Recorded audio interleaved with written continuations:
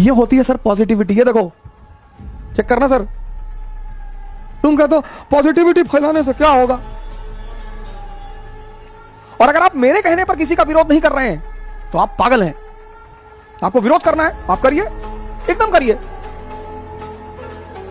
लेकिन इस देश में लोग विरोध पर्दे में बैठकर करते हैं। ऑस्ट्रिया की गर्दन पकड़ ली, हरा दिया ऑस्ट्रिया को। ट्रीटी ऑफ कैंपो फोर्मियो 1797 पढ़ना सर आज विकिपीडिया में डालकर।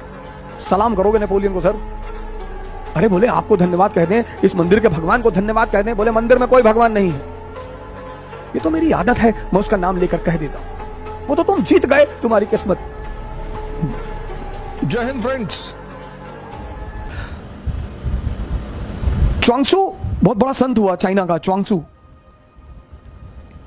चाइना छोटे छोटे राज्यों में बटा हुआ था उस वक्त। तो एक राज्य दूसरे राज्य पर, च्वांगसू जिस राज्य में था वो छोटा सा राज्य था, तो उसके बगल वाला जो बड़ा राज्य था, बड़ा ताकतवर राज्य था, जो उसके राज्य का मित्र था, उसने पता नहीं किसी बात पे नाराजगी हुई और उस ताकतवर राज्य ने च्वांगसू के राज्य पर हमला कर दिया। अब राजा को तो पता था कि यार हम तो गए, छोटा सा राज्य।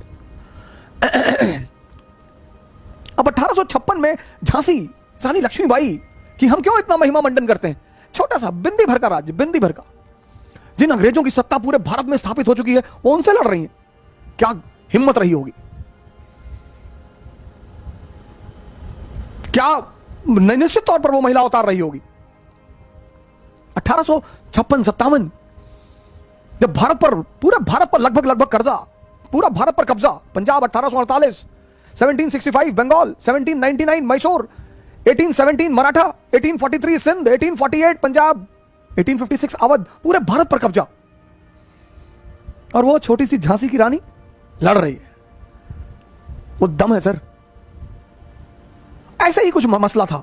एक झांसी जैसा स्टेट और एक ईस्ट इंडिया कंपनी जैसे स्टेट ने च्वांगसू के राज्य पर हमला कर दिया। च्वांगसू का जो राज्य का वजीर था वो च्वांगसू से बड़ा प्रभावित रहता था। कभी कभी मिलने आता था कि सरकार, राजा महाराजा भी साधु संगत में कभी कभी बैठते हैं, थोड़ा सा आनंद लेते हैं। तो वजीर ने राजा से कहा कि यार यहां एक संत रहता है, मैं जब भी फंसता हूं ना मैं उससे राय लेता हूं और आज तक राय गड़बड़ नहीं हुई। राजा ने कहा ले लो, अब तो मरना वैसे भी है, ले लो। वजीर आया च्वांगसू के पास, कहा यार ऐसी ऐसी बात है, अगला राज्य तो सुनने को तैयार नहीं, लड़ाई तो होगी और हम मरेंगे। च्वांगसू एक मंदिर में रहता था, तो उसने राजा से कहा कि सुनो, इस मंदिर का जो देवता है वो मुझसे बात करता है, कल आना, और मुझसे वो रात में ही अकेले में बात करता है, कल आना, कल पूछ के बता दूंगा कि तुम्हारा क्या होगा। ठीक। दूसरे दिन वो वजीर आया मिलने, च्वांगसू ने कहा जाओ, विजय तुम्हारी ही होगी, और इस भगवान ने मुझसे आज तक जो जो कहा कभी कुछ टला नहीं, और अगर ये टल गया तो तुम मुझे सजाए मौत दे देना। राजा खड़ा, सेनापति खड़ा, वजीर खड़ा कि अच्छा भगवान ने कहा, बोले भगवान ने कहा। ये सब आ गए ताव में, इन्होंने पड़ोसी राज्य पर हमला कर दिया, हरा दिया। सर ये होती पॉजिटिविटी की ताकत।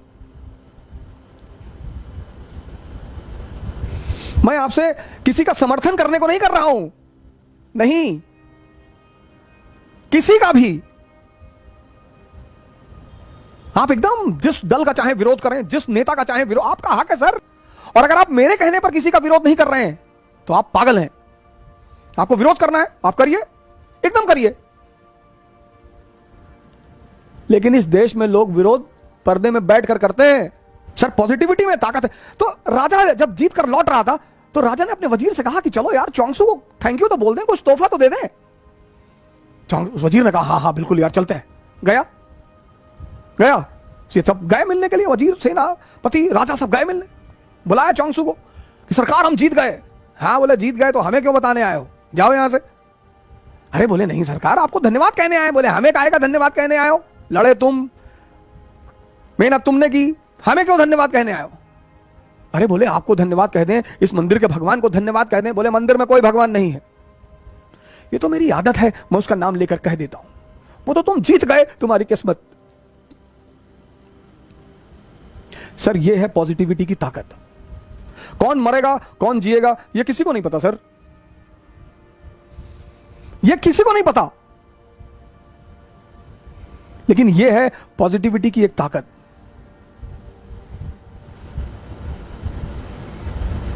एक छोटी सी घटना और सुनाता हूं पॉजिटिविटी पे। 17 और ये ऐतिहासिक घटना सुनिए। 1789 French revolution. 1789 French revolution.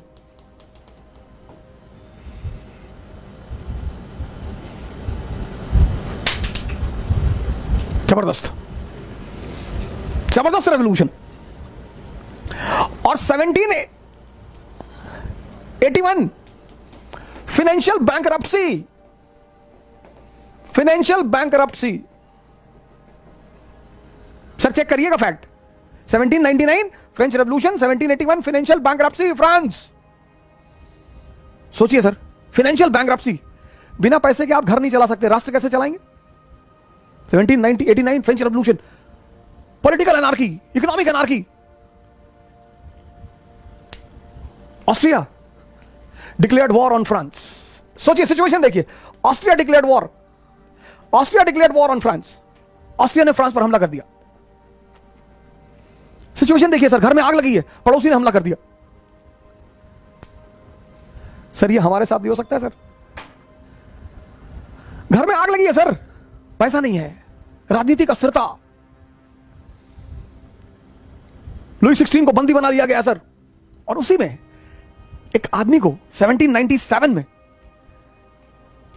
Army का कमांडर बनाया जाता है, commander in chief Napoleon. Army depressed, surrendered.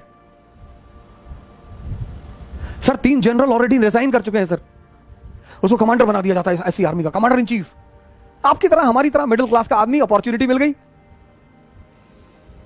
He goes to the army and he says to the army कि I am the son of God, blessed son of God, blessed। मैं भगवान का आशीर्वाद दिया हुआ बेटा हूं, मैं ना हारूंगा। बोला मैं हारने के लिए पैदा ही नहीं हुआ।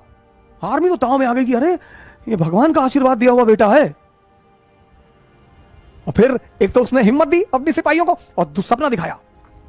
उसने कहा ये Gujarat, Italy, land of prosperity, wealth, आओ मेरे साथ, ले चलूं। तुम खाने बगैर मर रहे हो ना, तुम्हारे पास खाना नहीं है ना, आओ आओ चलो।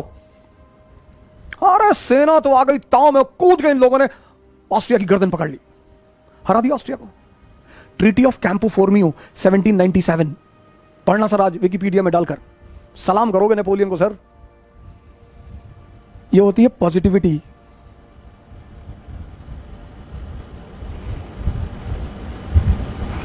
इलेक्शन में वोट देने जाओगे तो हमसे पूछ के जाओगे, इसको देना होगा देना। अभी उस पर भी आ रहा हूं, इलेक्शन पे भी, आज इलेक्शन पे भी चर्चा करूंगा।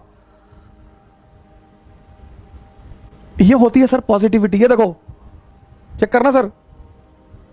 तुम कहते हो पॉजिटिविटी फैलाने से क्या होगा,